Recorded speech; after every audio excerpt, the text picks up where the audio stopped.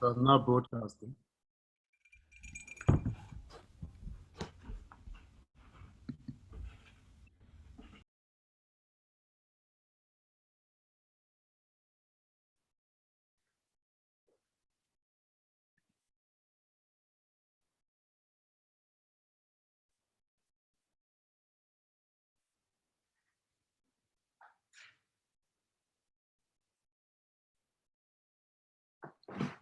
Well, good afternoon, everybody. I see we do have attendees coming through. I'll give it about a minute for everybody who's signing up to join us today.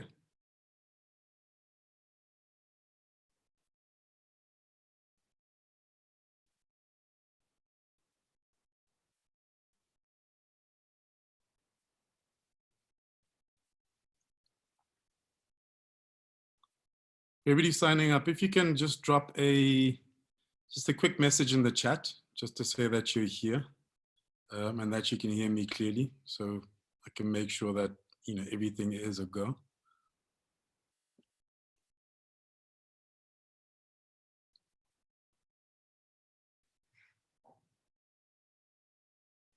Great, thank you, Angel.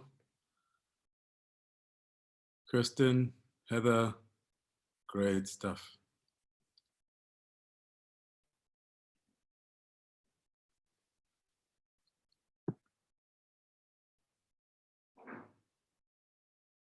Hi, Julie. It is on mute for all. So in essence, I'll give the format just now. Kirsten does say there are a couple of people still logging in. So I'll give it another 10 seconds. But how we're running this, Julie, is that basically only the panelists will be able to contribute and speak within the webinar.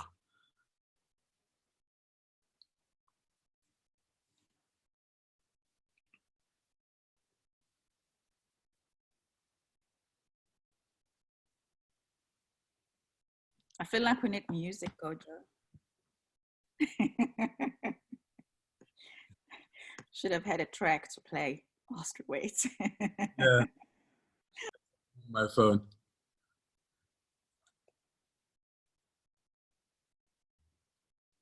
So I think I'm gonna go ahead and start. So first of all, I'd like to thank all of you for joining us and welcome you to the Think and Nurse Strategy Breakfast. Yes, we're still calling it a breakfast, although it is noon. We can look at it as a brunch as opposed to a official breakfast. And before we kick off, yes, we are in very interesting and very different circumstances. So this was initially supposed to have taken place last week, Thursday, as a breakfast. And what we decided to do was to ensure that we continue with it and we continue operating. We decided that let's actually take it online.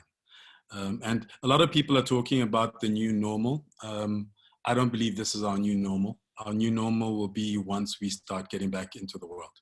But yes, once again, thank you very much for joining all of us. My name is Kojo. I will be kind of facilitating and hosting the discussions. The basic format is we'll have our two keynotes speak, and then at the end there'll be an opportunity, there'll be a discussion, so a Q&A. So if you have any questions, please use the Q&A facility, which is at the bottom, as opposed to the chat facility.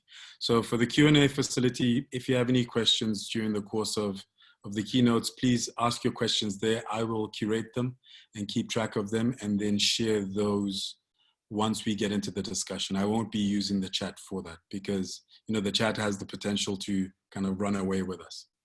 So the theme for today is the power of making good decisions. And I think we are living in historical times. They'll write about these days in years to come. And it's also about the kind of decisions that we make moving from this point forward. And the first our first speaker, well, actually our think guest, who's our main speaker and our superstar on this, is somebody who I think is perfect for it. I mean, her history across various organizations, from Standard Bank to SA Breweries to Hollard, she has gone on a very interesting journey where she's often made great decisions when you look at it from the outside. Is Nontokozo Madonsela, who is now the CMO for, and I must get this right, Momentum Metropolitan Holdings. So, welcome to Nontokozo, and she's going to share some of her thoughts with us for the next 15-20 minutes, and then afterwards Bokhosi will jump in, and then we'll have the discussion. So Nontokozo, over to you. Thanks, Gojo. Thank you for inviting me, Bokhosi. I'm sorry that COVID changed the plan slightly, but we're going to make today work. So yes, I am the group CMO at Momentum Metropolitan. The slide showcases the portfolio that we look after. I have members on my team who are online, both agency and the direct team. So thank you guys for supporting us today. This was a very interesting topic to prepare for. I've got over 20 years of marketing experience. I've been in FMCG and financial services, and have also freelanced. So I've tried to reflect and find a way to just sum up to 5 themes that I think have enabled me and my collective team to make good decisions. Like I said, it's based on my experience. I know that everybody has different experiences, and various companies have different methods of guiding decision making. And I'm hoping that some of the nuggets that I'm going to put forward today will be of value to all of you. So what's the first theme? The first theme is about being grounded on purpose. And I phrased that, the phrase I'm using here is that purpose, for me, I see it as the most magnificent and powerful glue and compass or GPS that guides the work we do.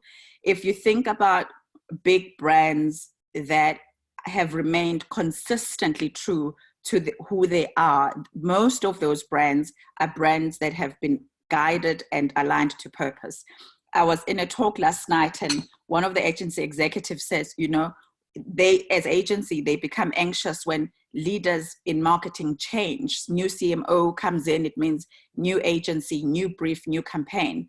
But if in the changes that any CMO or marketing leader you're pushing for, the truth of the brand need not change, and the truth of the brand is grounded on purpose. I want to unpack purpose in 3 layers. The first layer of purpose in my mind is, especially for brands in financial services, it is grounded in what your company stands for. And in my company, we stand for enabling people and businesses to achieve financial goals and their life aspirations. Now, in articulating that purpose, we've had to make sure that we speak language that any person in the organization will understand. But we've also had to make sure that we articulate our purpose as in a way that will be motivating and driving decision making. The second layer of purpose in the context of my talk today is placed in what your brand stands for. So in a group, again, we've got a group purpose enabling people and businesses to achieve life aspirations and financial goals. But our brands in our portfolio have a role to play to contribute to that purpose being achieved. On Momentum, we're clear on what the brand stands for. On Metropolitan, we stand for the power of the collective. And Momentum, we stand for enabling success. I find that when decisions are brought to the table for us to make, we've always got to go back to how is this enabling the collective to be successful? How is this enabling the individual to be successful? And what in this is about life aspirations and individual goals. And I want to say to agencies and to clients that let's not get tired or get bored. And they often say that marketers get bored very quickly. For me, the more consistent brands are in aligning to their purpose, the more clear the decisions they make and clear that the executions that we see and interact with in the market. I also think that purpose also is just simply, and Gojo, when we're having our prep session, you said it also is in answering the question, why? Why are you doing this? And I think that's the other layer of purpose. I think the clarity of why, you know, you want to show up. I mean, let's talk about what's coming. Mother's Day is coming, Father's Day is coming, your regular campaigns are coming, whether you're planning for, you know, summer, or you're thinking now about COVID as well. So instead of saying, you know, everybody's jumping in and helping on COVID, how is your help? What role? How do you craft your participation in the national agenda in a way that is uniquely ownable and aligned to your broader and bigger brand strategy? And that is the third layer on purpose, is the clarity on your why. The next, I'm trying to move the slides now. I'm going to just get out of sharing a bit. I want to suggest that the next enabler for good decision making for me, and I'm imagining a few members of my team are like, yes, we've been told this before, is stick to one plan. Stick to one plan. Why this is important for me is especially in organizations that are layered and complex. In financial services, the marketing teams are not in the center of the agenda. I mean, in FMCG, guys who are in FMCG are so lucky. You guys, you drive the agenda, you determine the innovation plans, you influence manufacturing and supply chain, the insight to get in the market, drive what production does and what sales does. In financial services, it's not like that. In fact, in financial services, the work we do originates from very many different pockets of the business. Whether it is short-term insurance are launching a new program or a new product, investments are launching a new product, the health team are launching this. So it gets complex and work volume accumulates very quickly. And the other constraint we face is the time pressure to get to market. I mean, somebody said marketing has become so like about pace. The quicker you can get to market, the more competitive you are likely to be. So in all of the chaos and in all of the storm, this clarity of the one plan helps to facilitate good decision-making, especially because time is against us. The other reality we have to deal with is that when the various members of the department, so in my structure, we've got CSI, we have events, we have sponsorship, there's PR, there's reputation management, there's a group brand, the individual brand. There are so many parts to marketing. And what we've had to do here is to say, yes, PR must have its own agenda, but PR is existing to add and integrate to the mother brand, the main brand being Metropolitan or Momentum in my case. Events and sponsorship, yes, we can get carried away and do any activity to, put a spotlight on the cricket sponsorship we have. But we've got to bring the sponsorship property back to the main plan so that the decisions and the executions do not end up looking fragmented. So this idea of the one plan is important, and how we facilitate the focus on the plan is also through how we brief. So when our briefs are being shared with the agency, we even talk about the existence of the master brief. And the master brief is one document where the media partners will look to, the events partners look at, et cetera, et cetera. Otherwise, fragmentation, chaos, pockets of unique ideas, and everybody wants to outshine the other person, it adds up to a very confused execution in the market. Then I want to talk about the power of repetition. The power of repetition was taught, is something I learned when I was at Etiquette. Many years ago, this guy called Norman Adamy comes back to the business. The business was experiencing market share losses, etc. Colin Blake Label wasn't doing great. Hansa was struggling in some pockets. And what this guy did was he had a way to simplify what we need to go after. He had a way to also keep repeating himself at all conferences we had, at all sales rallies we had, at all interdepartmental meetings we had. And to this day, I was actually reflecting with a friend, and I said, it's insane how I still remember the strategy that SAB pursued, like in 2011, 2010, 2012. I still remember that strategy. And I can still play back that, fix the basics, fix the route to market, get presence in shelf, etc.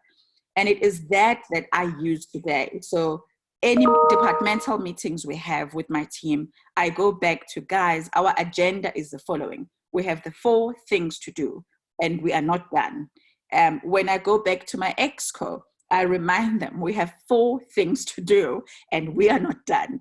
And the more I repeat the strategy and the more avenues we find where, whether I'm talking or my team is talking, the ability for us to get the broader business on board helps, because then they also will know that we are doing these 4 jobs. So if anything comes on our path that is not aligned to what we are repeating as part of our strategy, then it's easy to make a decision, because none of the whatever is being brought to the table is taking us away from the strategy we've been anchoring and repeating ourselves, and also repeatedly sharing in different forums.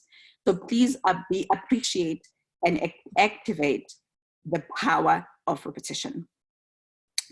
Then moving on to the next nugget that helps the team and I've framed it as the power and the ability to imagine and create your assets.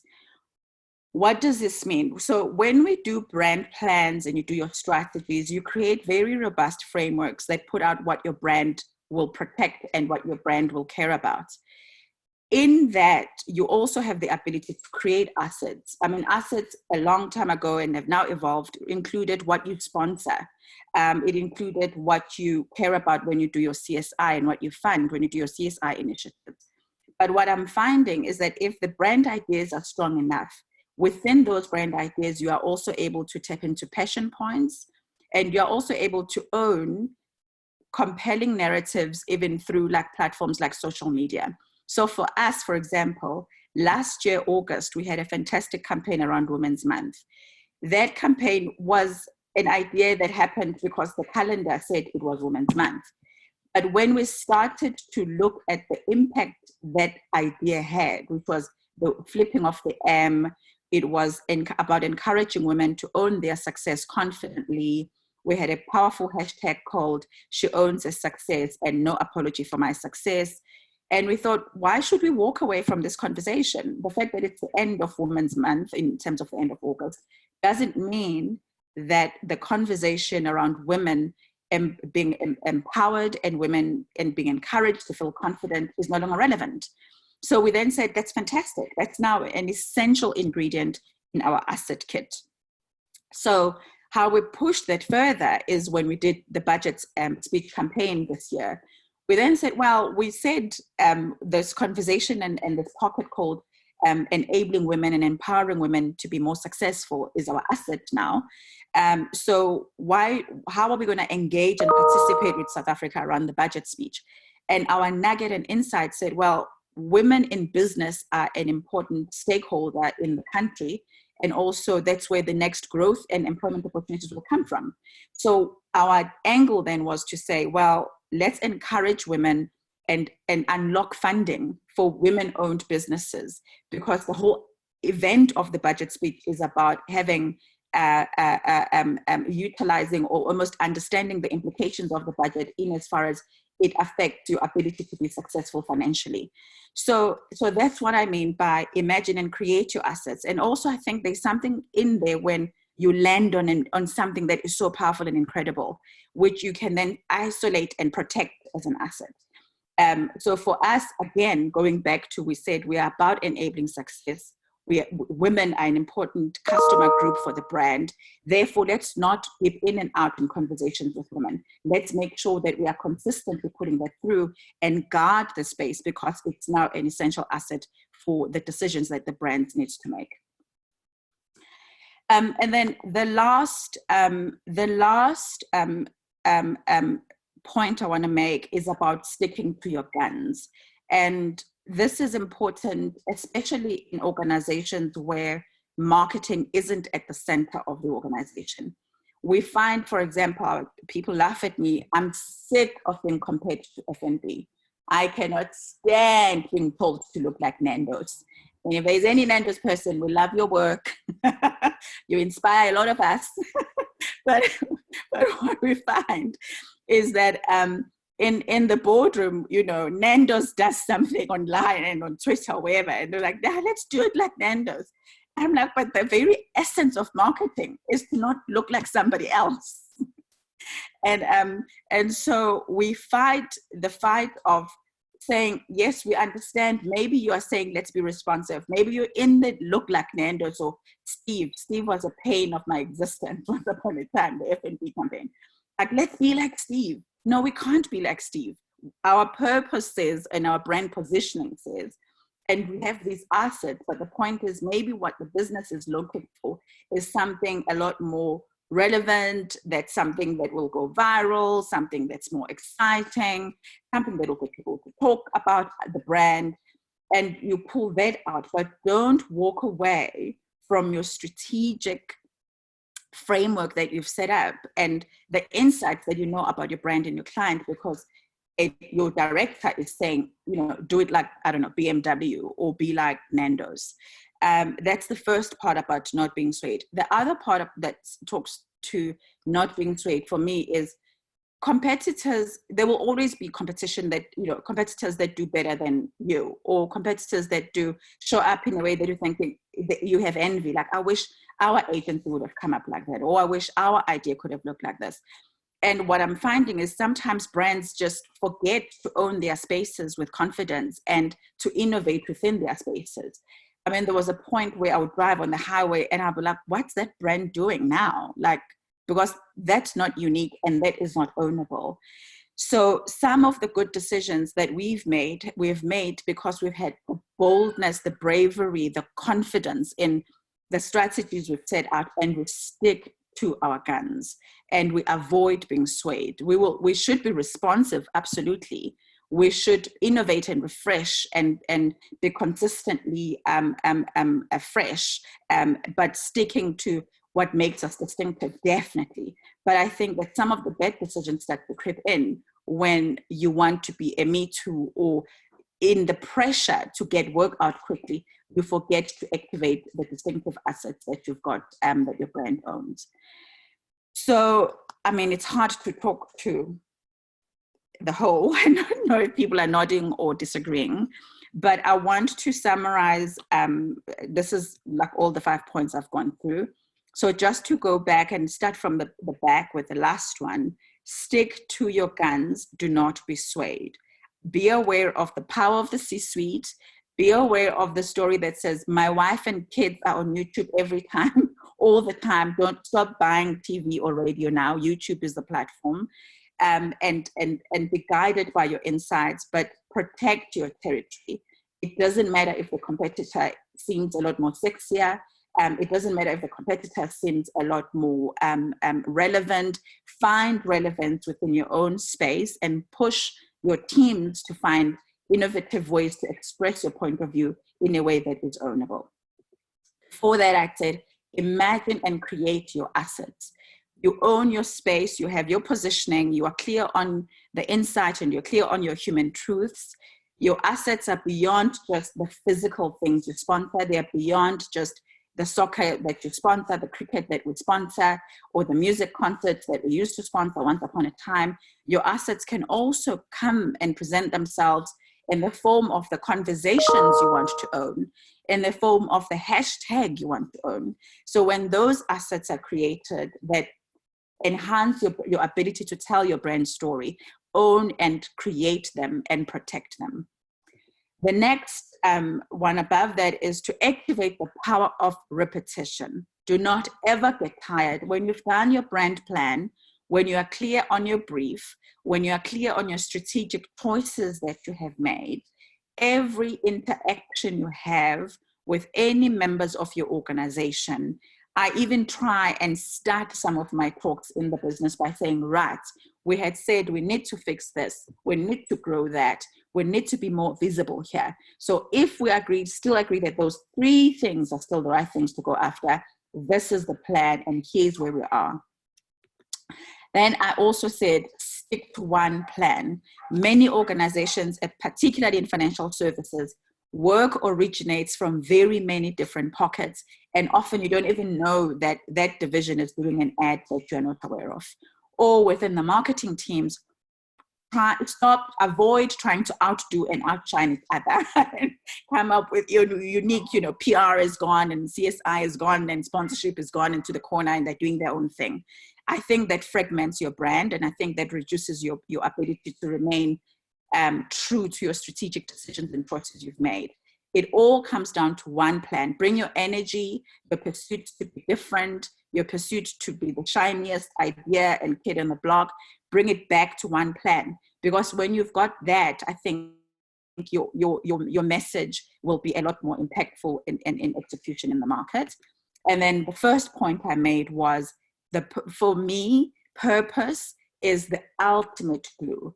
And the clarity on your why you exist, why you want to care about the things you care about, what your bigger group cares about. If you care about, enabling the progress in Africa, so how do you make sure that your brand delivers to the bigger group agenda, which is around progress in Africa? Or if your group or your brand cares about the power of the collective, how are you making sure that obsession for your brand is transparent and guides the decisions that agency teams are making and other business members are making? And that's it, Kojo. Cool, thank you very much, Nontokozo. A lot of food for thought. I did make some notes and I have some questions. If you joined us late, there is a Q&A feature on Zoom. So if you have any questions for the discussion later on, in about 20 minutes, then please just put those questions in there. I see there's no questions so far, so it means that Nontokozo was very, very clear. Unless it's all just your agency people who are gonna keep quiet and not rock the boat. So our second speaker for today is the man behind Think New. Bukhosi Motsekwa. I first came across him through his different articles particularly on LinkedIn. I came across him on LinkedIn, where he would share very honest and truthful insights around advertising, marketing, comms on LinkedIn. And I had the fortune of being able to have him write for me at a couple of the publications that I worked at.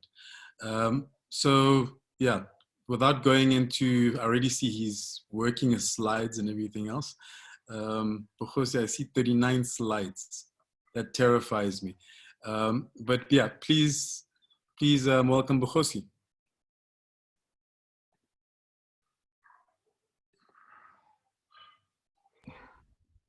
Hello everyone. Hi, thank you for joining in.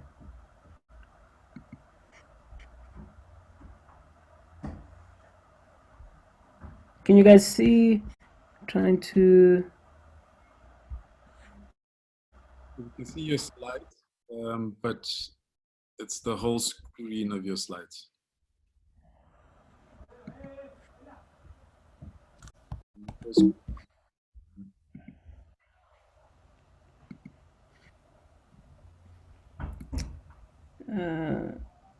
Let me try share again.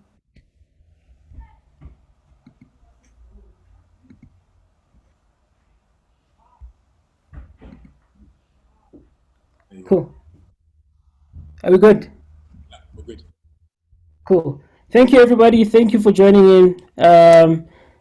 I think Nonto gave a very good keynote. So, as mentioned, the theme of the presentation is the power of making good decisions.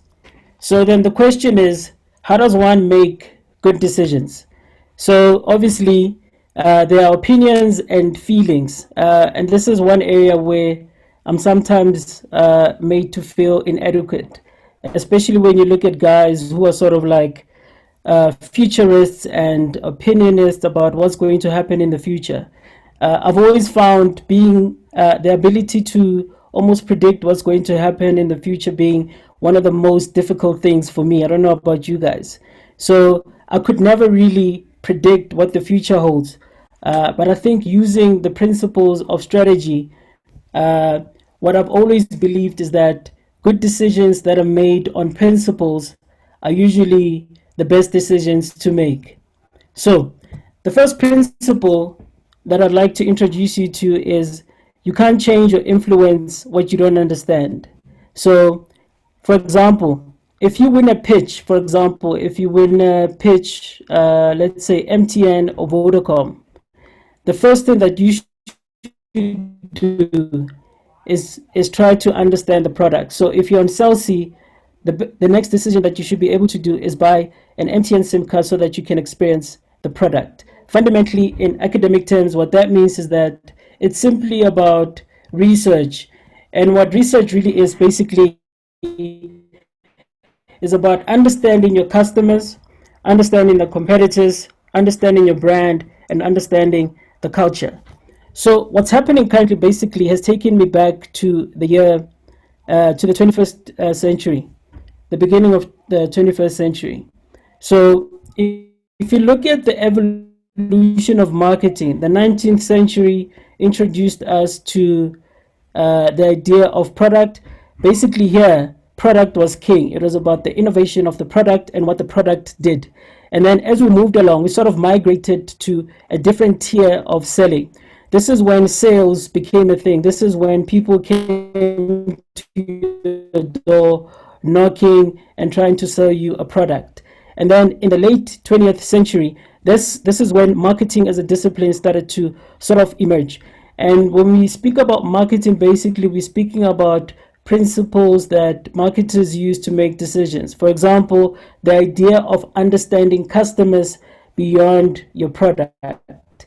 And then early 21st century, around the year 2001 going forward, this idea of social marketing. So this idea of social marketing is basically a brand being conscious about what is it that they do, which is not surprising when you see or hear concepts like know your purpose, start with why. It comes from this idea of brands being social entities.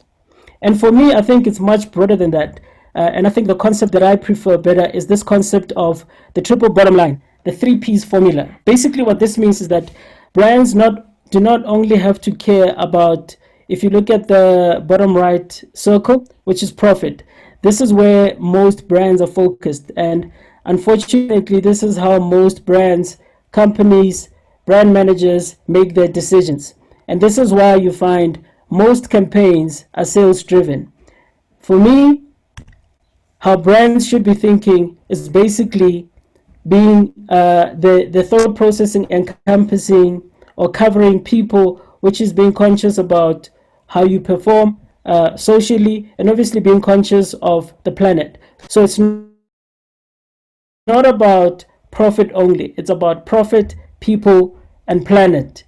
So, which is why during this period, COVID-19, some brands that did amazing work didn't necessarily surprise me because they have a history of doing work that's linked to this concept of triple bottom P's. So momentum, rightfully so. Nonto is a thing guest.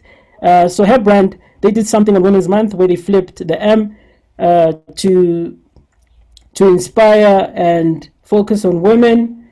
They're always celebrating women and on their journeys. They've got events. She owns her success events, which is not surprising. So now the question begs, if you've got a company that's not really focused on women, if you think about it, Momentum as a company, insurance caters to everybody. But from a brand perspective and from a narrative point of view, they've decided to invest in this idea of women. And then you have a brand that is designed for women, which is first for women.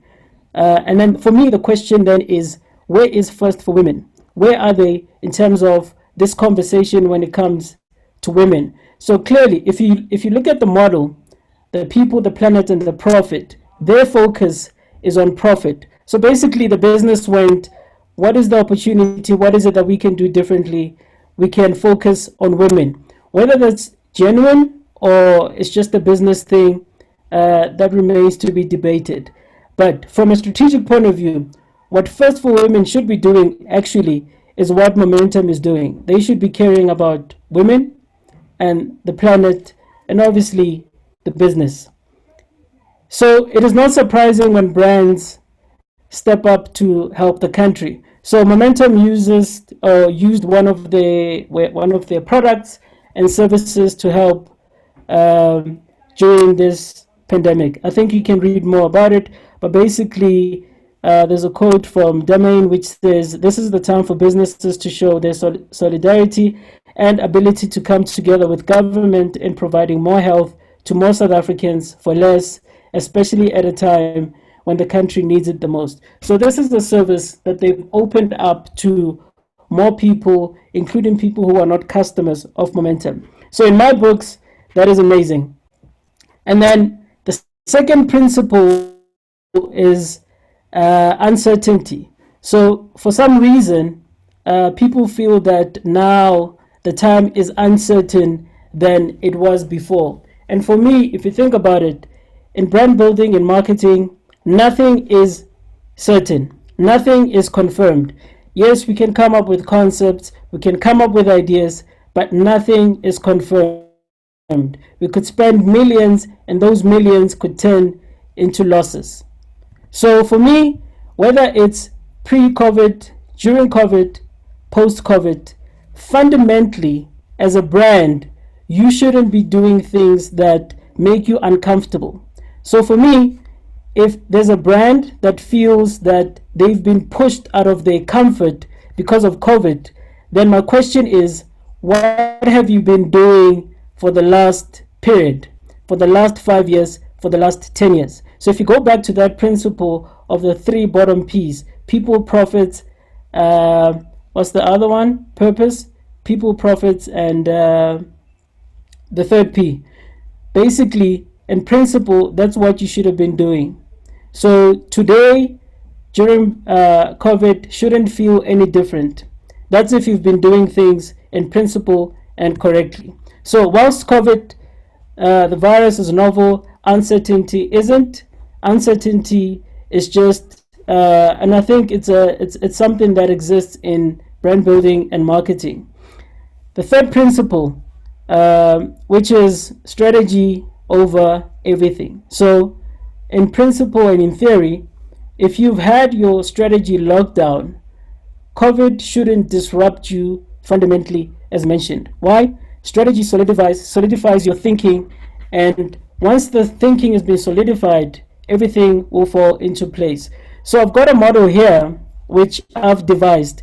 So for me, this model presents a lens through which brands, companies, or whoever in fact should use to make decisions. So as a brand, you should be able to answer the question of brand role, strategy, positioning, target market, and objectives. Anything else is just noise. So if as a brand you're able to articulate and be clear on what is your role, what is your strategy? Strategy basically is how you're going to answer on your role, your positioning, how you positioned against competitors, who you're targeting, and lastly, what is it that you're trying to achieve. So I'll use Dove as an example to demonstrate this. So what is Dove's role? Dove's role is to inspire confidence in women. And this example takes me back to the point I made about research. You cannot change or influence what you don't understand. So how this brand role came about was that Dove did some research. They interviewed women, focus groups, surveys. What they wanted to do was to understand women.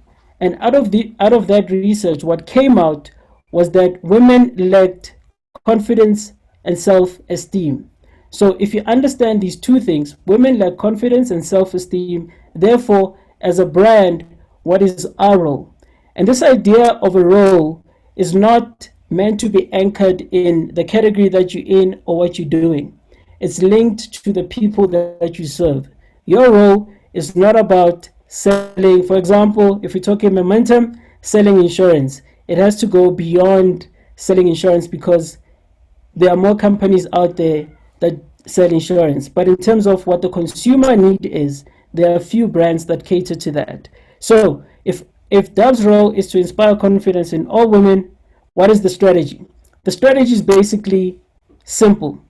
Show women that they are all beautiful in their diversity.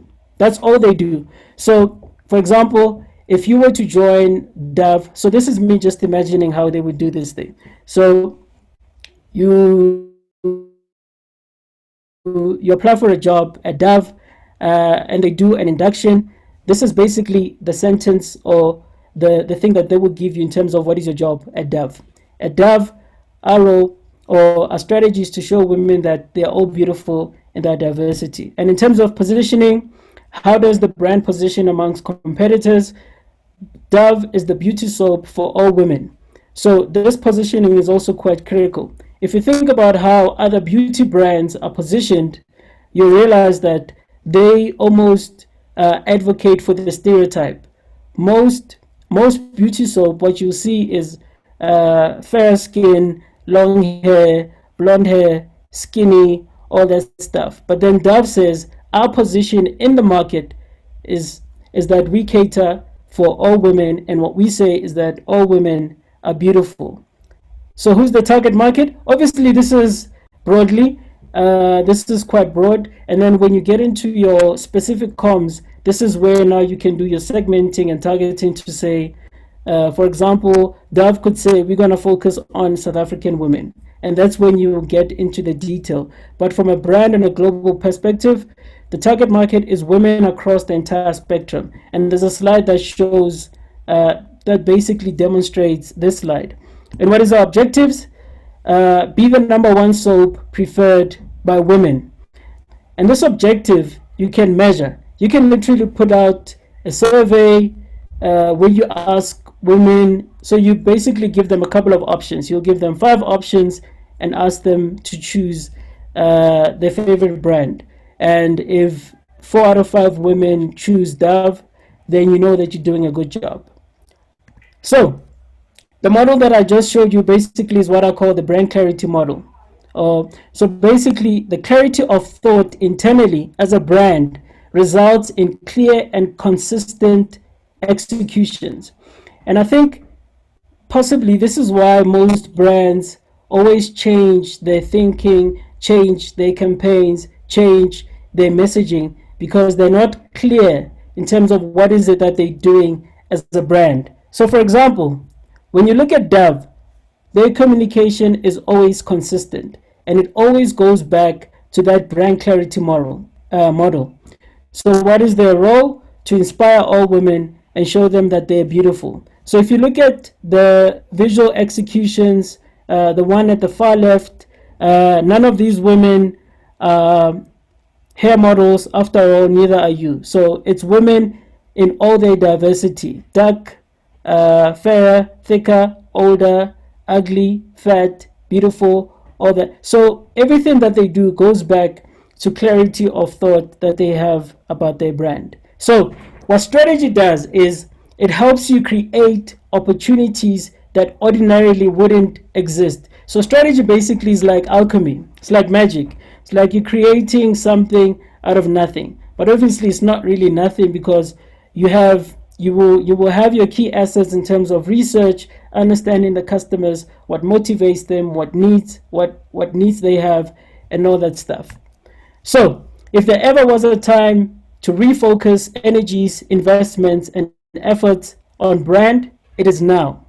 So, and the irony is that most brands think that they have to do sales driven jobs where it's about securing the sale, going after the numbers. Ironically, what you need to do now, presently, is to focus on the brand. Brand is the insurance, insurance, momentum. So brand is the insurance you need when you get into an accident as a company. And one could argue that COVID-19 is one big of an accident for every brand. So basically, brand is about presence. So if you guys remember, during apartheid, so what happened was some brands took a stance against the then government, and one of those brands is Pepsi. So what happened was Pepsi said, we're not going to stand for this sort of apartheid, basically, where most people are discriminated against, and they left the country. So what happened was Coca-Cola stayed, remained in the country. So by virtue of Coca-Cola being present in the country, they were able to build their brand equity, which is kind of crazy if you think about it. So in theory, or in principle, what the public and South Africans should have said was Pepsi left to support the disbandment of apartheid, but Coca-Cola stayed. Therefore, we should punish Coke for staying whilst Pepsi left. But unfortunately, when Pepsi came back, it was already too late in terms of familiarity, in terms of penetration, and in terms of stability in the country, which is kind of crazy if you think about it. So I think that speaks to the idea of, as a brand, even during this time, it is critical for a brand to remain present and have consistency in their presence. But for me personally, I believe it's not just about being present, it's about having significant presence in market. So what is it that brands should have been doing anyways? So this section is not about what brands should be doing during this time, because as mentioned previously, this is what brands should have been doing anyways. If you go back to that triple bottom line model with a 3 Ps, that's what you should have been doing anyway, focusing on people, planet, and profits all at the same time. One, don't get stuck in your old ways. So I wrote an article where I spoke about how it is important for brands to keep maneuvering and changing things and finding new ways of doing things. The second one, I pretty like this concept of social feeling. So on social, there's a thing or there's a measurement tool that measures what people are saying. I think these are called social listening tools. So I came across this concept of social feeling.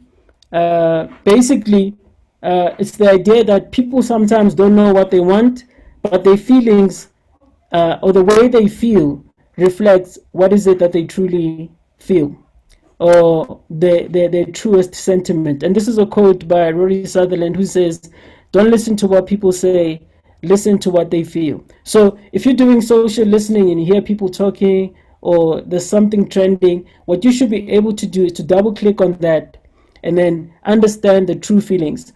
And I think the best place to actually unpack this idea of social feeling is when you tap into your folder of complaints. Most brands don't want people to complain about their brands.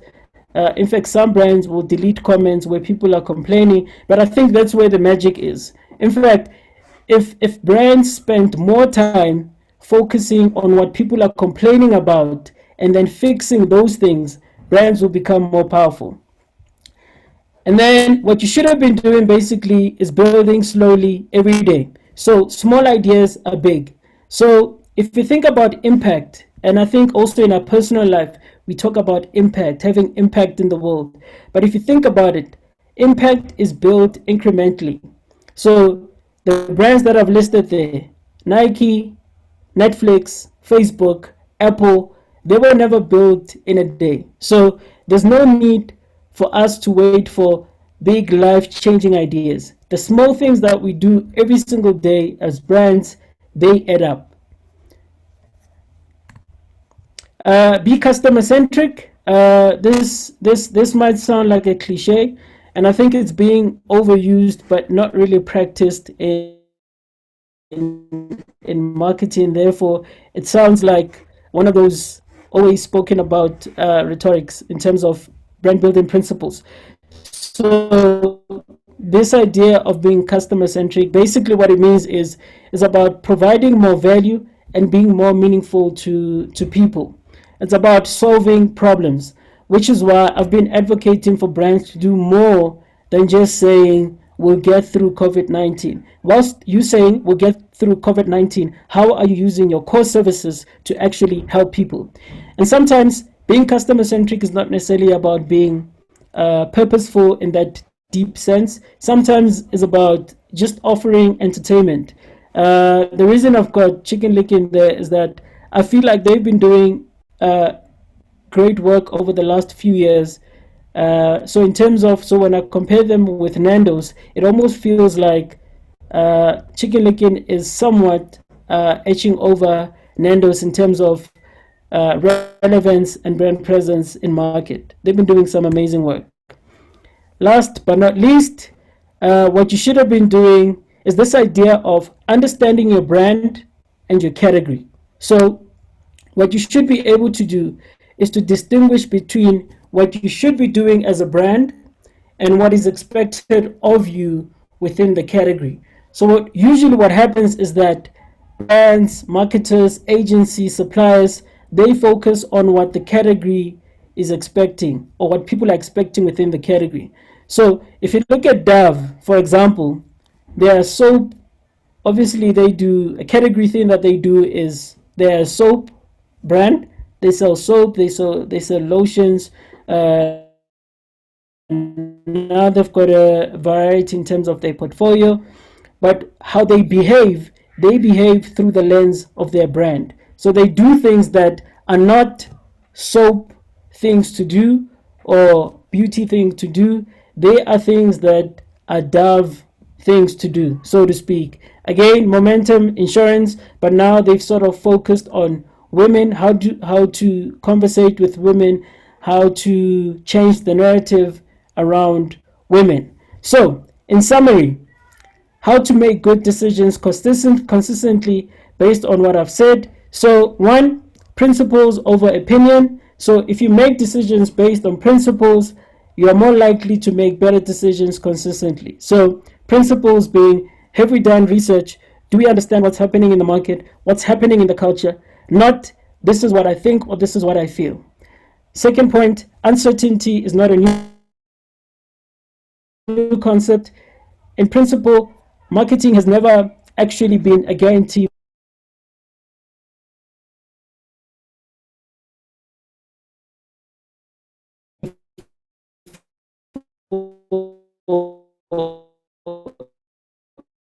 Sorry, because we lost you there for a bit.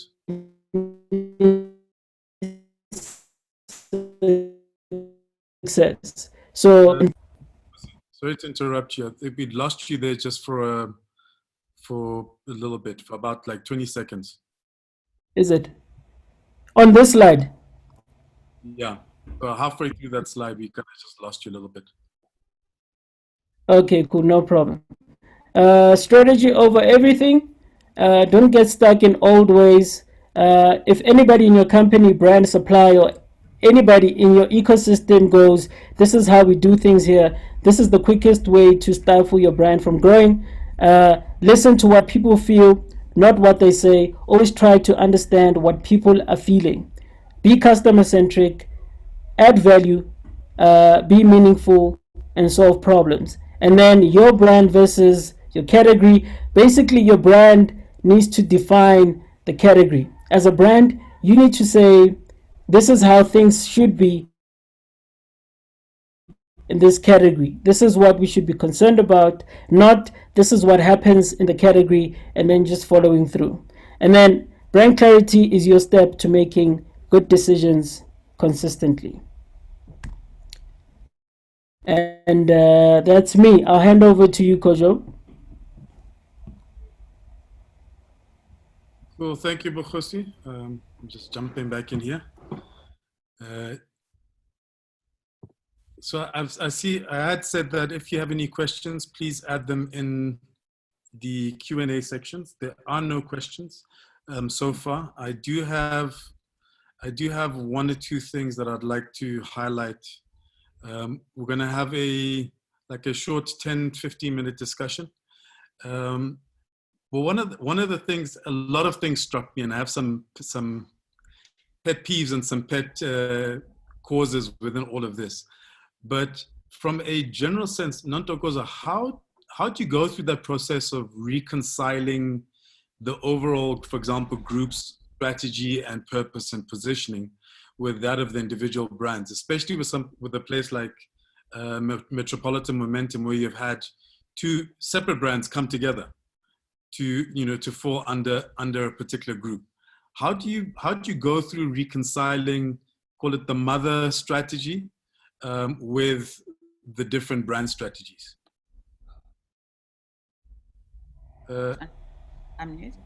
Thanks, Gojo, for that question. What we did was, when we were doing so in the last 2 years, we've gone on the journey of figuring out how to reposition our brands and what attributes or characteristics about the brand are no longer serving the brands.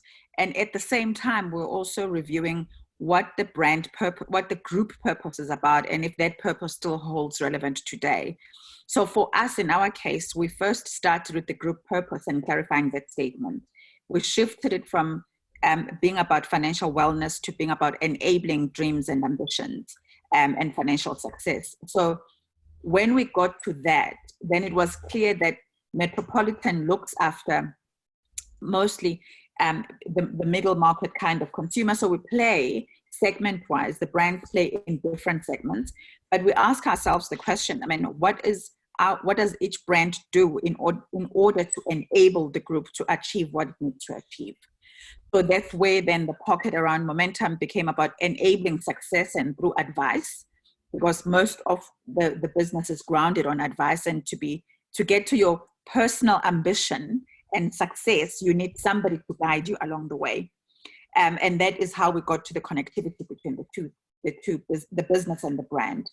And then on Metropolitan, we did the same. So what we then do is where both brands have to show up around a similar topic, we find a way, like we used an example. If you think about SA breweries, for example, sport is a common thing, a passion point.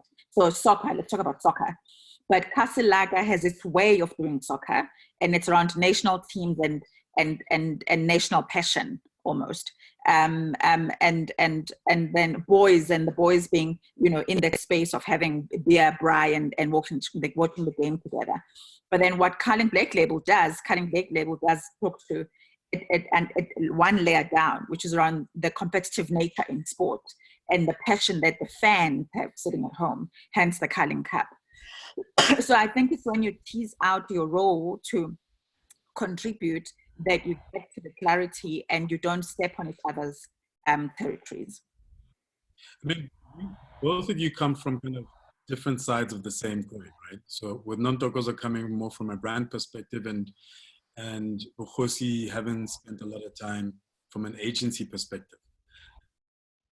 What is the process? And I'm sure a lot of people understand this, but I would like both of you to unpack this. The process of then interpreting that interpreting it and articulating, for example, from a brand to agency, and from an agency perspective, being able to interpret and understand it. Because both of you talk about clarity. Both of you talk about the importance of that purpose being understood.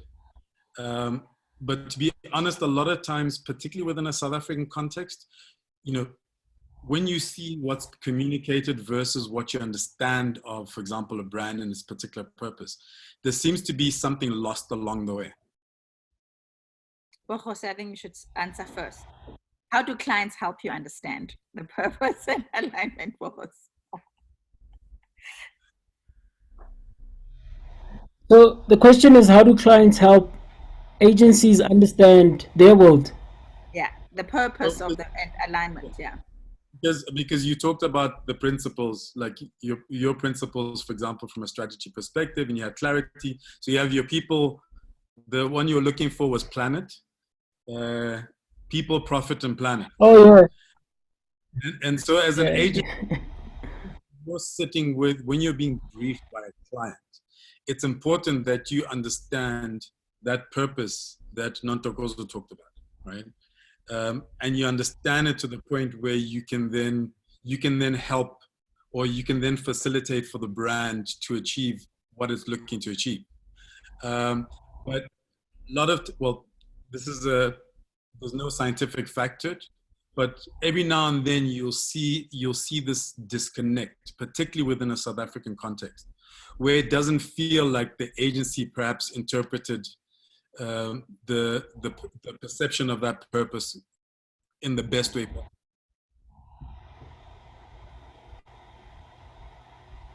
So I think usually that happens when there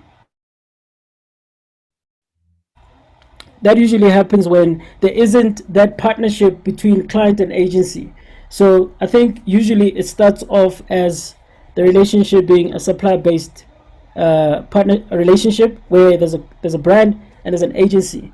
I think where you start seeing almost both parties speaking through one lens is when the relationship ascends to that of a partnership where there's clear understanding, lines of communications are clear, everybody knows their role. So this is where you remove egos and understand that it's about the brand. So usually what happens is agencies have their own mandate, which is, creative awards, businesses. But I think inherently agencies have the need to do what's best for client. And then I think where it breaks down is basically in the lack of understanding between agency and client. If that answers your question. Yeah. So I want to add to that. So one of the things, very pragmatically, Gojo, what we love to do is to immerse agency teams on the business before they start working. I think sometimes clients are quite rushed to get work out, and we don't invest enough time. It's like if you go into a new country, you've never lived, so it can be expected that you will not know, how things work in that country. And my belief is that, slow down a little bit in the beginning, spend time to immerse the agency on the business. I mean, understanding the business of insurance is a complicated industry. Financial services is another layer, like all things to do with money, very complex, very complicated. Contracts, very heavy, very jargony. Nobody ever understands them. Nobody ever reads them. But I find what's helped for us to get our work a lot more closer to where we want it to be is to spend time immersing the teams. If there's a new brief, so if we invited you to be briefed on some new product to do with, I don't know, some investments, whatever, we ask our product teams to spend time unpacking the structure of the product, unpacking the philosophy behind the design of the product, so that you are able to get the nuggets you need to influence your creative. So spending time to understand the business is important. The other thing is the consistency I spoke about in terms of sticking to one plan. And we try and keep our briefs as consistent as possible to the ultimate, like we call it, the master brief, the ultimate master brief, because then you remove layers of interpretation. Because, we could sit here and write the brief for this event, but then if you take it, Gojo, and you give it to your team to brief the next round of speakers, God knows what version will come. So what we try to do is to limit that interpretation as far as possible. And then thirdly, I think the magic of just unpacking the insight, like Bokhosi talks now about understand really what problem you are solving. I think we spend a lot of time debating the insight. Forget if it's going to be on this media platform and for these many months, and that's the easiest decision to make. The toughest conversation to be had, and the most important one, is what are we basing this idea on, and why is that insight fit for the brief we wrote and for the ultimate destination we want to get to. And I think if those things are done in a way that is rigorous, with the right people, with an open mind, and with a level of just honesty, I think it works. We get to a better answer. I do want to chat a bit. I want you to unpack, Nontokozo, a bit I'm fascinated by that, the owning narratives. Because one of the things that I've believed is the kind of marketing and comms world became very driven by this idea of campaigns. And one of the things that always stood out for me was what happens in between campaigns. You know, what happens in those moments between the kind of campaigns. And a lot of times campaigns would seem like it's like a flash, it's a moment, and then everybody goes quiet. And it seems that this owning a narrative, and that narrative being an asset, really just changes to a certain extent the way you approach it. So if you could unpack that owning narrative a bit more. Mm-hmm. Yeah, so I always say to the team, experimentation is my middle name. I'm always experimenting, breaking the rules a little bit, dusting up old material from marketing and making it modern. That's fine. As you said, we live in an uncertain world, and it's not just COVID. No, but so let's talk about COVID actually. So one of the things we asked ourselves is, okay, so we went through a phase where we were all shocked. We thought we were going to die, the world is ending, and flip, the economies are crashing, and I was planned to be traveling now, like life is miserable, you know, like, can I just die already? Frustration. And then we said, okay, great, so what's going on? Everybody's jumping in to help. Brilliant. Let's do that, because as a company that is socially conscious and socially responsible, we can't avoid that. And it would be wrong for us not to be involved in that way. So take care of the basics. It's like the kids are hungry, they're screaming, stop the car, get them food, feed them. And then from there, once everybody is like quiet and calm on their iPads, now what do we do now? So it's in that space that we are able to then go back to our brand stand for these things. So how do we carve a space for ourselves so that we are then no longer responding to a crisis, but inviting conversation, inspiring hope, reminding people to not lose themselves and lose their minds, making people feel connected and supported. But everybody's going to do it. Liberty is doing it. Nedbank is doing it. FNB are doing it. Outsurance is, everybody's doing it. So in that space, that's where you tap into your assets. So for us, we've created an asset called the momentum shift. The momentum shift conversation started when we were working on cricket. And you know how in the game, I mean, the sports commentators talk about this idea of a shift in momentum all the time. I'm not going to try to repeat the commentators, like pretend to be commentators. I don't watch sports, but I know they say this all the time.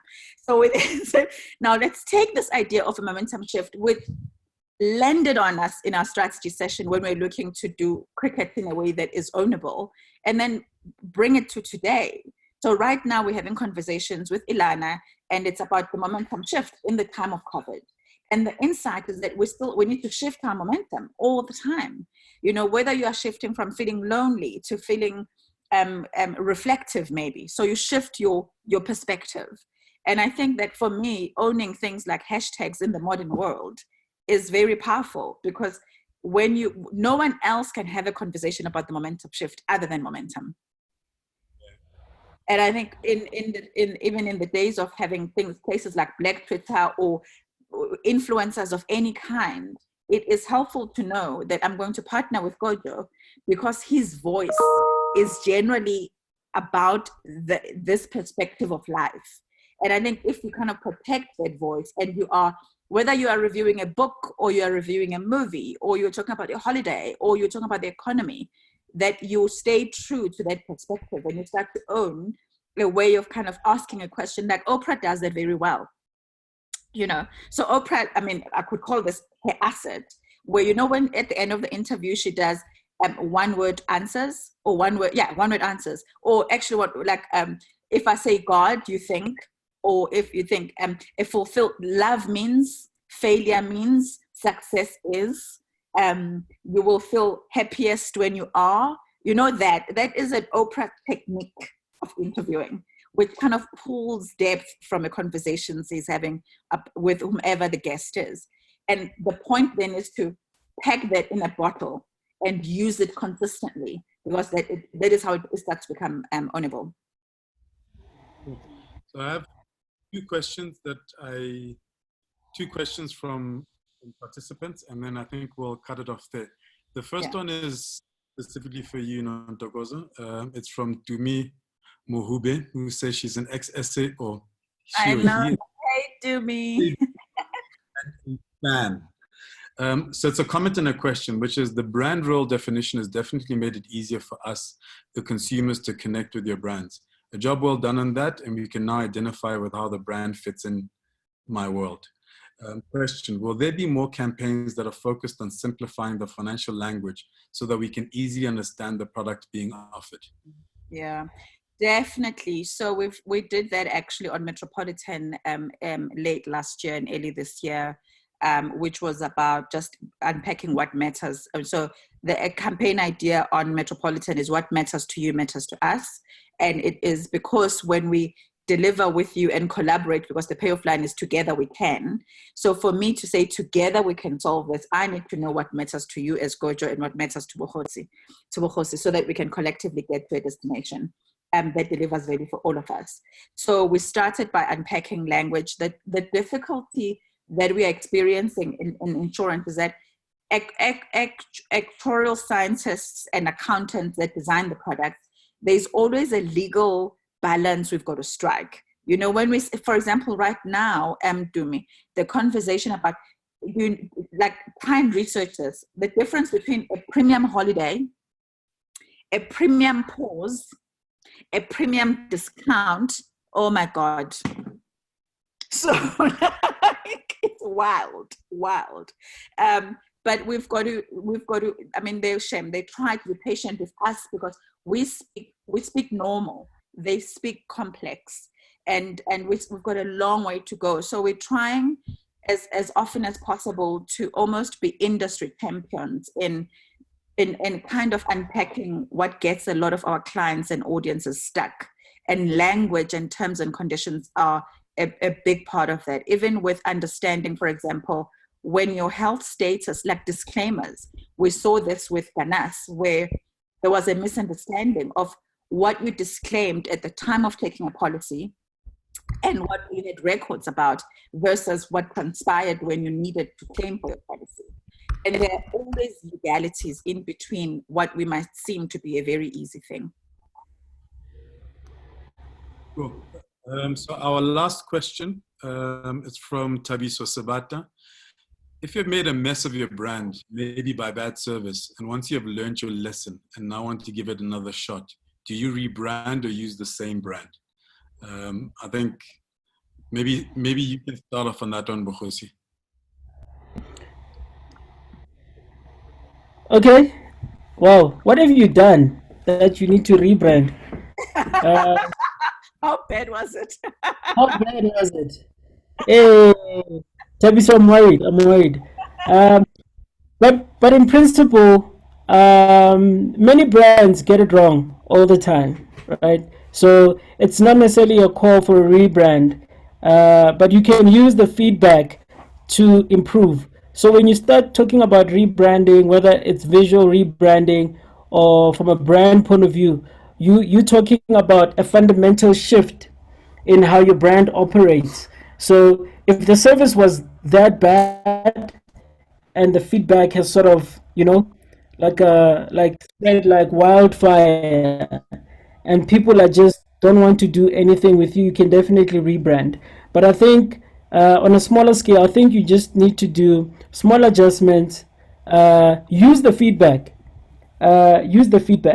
and I think the best way to cater or to go around that is use the people that have complained as advocates to change their thinking. Because once you change the thinking of the people that were complaining, that will automatically transfer to the rest of the people. But generally, that doesn't always happen. People will experience good service, and they'll say to themselves, "Oh, that was good service." But if you give them bad service, they will let everybody know that you gave them bad service. So I think just do right for the person that's bringing the complaint. So you can call them, you can ask them to come back, you can ask them to go over and above what they've bought. You can give them a discount depending on what you're offering. You can give them a discount, or you can double up on what they've bought. There's so many options that you can do to try to rectify the situation. But I don't think a rebrand would be, unless if you want to take a fundamental shift. Uh, Die. okay. So Bohosi, we can count major F-ups. You do not ever change your brand. Let's just go. I'm so sorry. If anybody loves KFC and works for KFC, okay, we know the KFC major F-up. But they never change their brand. So you just, remember the KFC street chicken incident? We can go on. Many Woolworths, F-ups, many. In their sourcing and whatever. We had hey? Case study of Dove, where he did all that stuff around Dove. And Yes. Dove, if you go online, in the top 10, in the top mess-ups. Yes, you see? So you don't, the answer is never to rebrand. Like we had our own F-up 2 years ago. You don't ever rebrand because your brand, most businesses have heritage and history and they've been through years. It's taken years to build the assets you have. The point, and actually our PR team does this very well, and we've grown strongly in this. The point is be very honest in what you got wrong. And your reputation team and reputation management has to kick in, and very strongly. You must be clear on what questions you are willing to answer and why you are willing to answer, and be transparent about what went wrong, and then have a clear agenda on how you're going to rescue your reputation. But I think it never comes to you. I mean, Vodacom and Please Call Me, and it was a huge F-up, dragged through the courts in many years, but Vodacom is still standing. I think the whole thing is about transparency, reputation, and risk management, putting processes in place to show that you've learned a lesson, acknowledge and don't hide. I mean, if some brands disappear from social media, they don't engage, they don't keep you up to speed, etc. You can't do that. And that's what I've learned. All right. Nontokozo, thank you very much for your time and your insights. Thank you. I'm doing this on behalf of Bukhosi. It's very weird when you have your boss staring at you on a screen while you're doing stuff. But I would also like to thank everybody who joined in the webinar, in the breakfast. Stick with our breakfast, even though Nontokozo, Bukhosi's list of food to supply to Nontokozo once we're allowed out of our houses is going to be. I'd like to thank all of you for taking the time. Like I said in the beginning, this is not our new normal, and I think everybody's kind of stuck on this idea of new normal. I think our new normal is going to be coming, but I think a good place to end is something I wrote about that Bukhosi touched on, which is uncertainty. We always are in uncertainty. Now is an opportunity for us we're being forced to revisit kind of how we live life, how we work, what's important and what's not important. And, as the saying goes, there's nothing like a good crisis wasted. Yeah. So this is a crisis that we shouldn't waste, and purpose is at the heart of that. So thank you once again. Thank you. Thank you for everything. Have a good day. Bye. Yeah. Bye, guys. The next one, which will probably be next month. Cool. Cheers. Bye. Bye. Thank you, guys.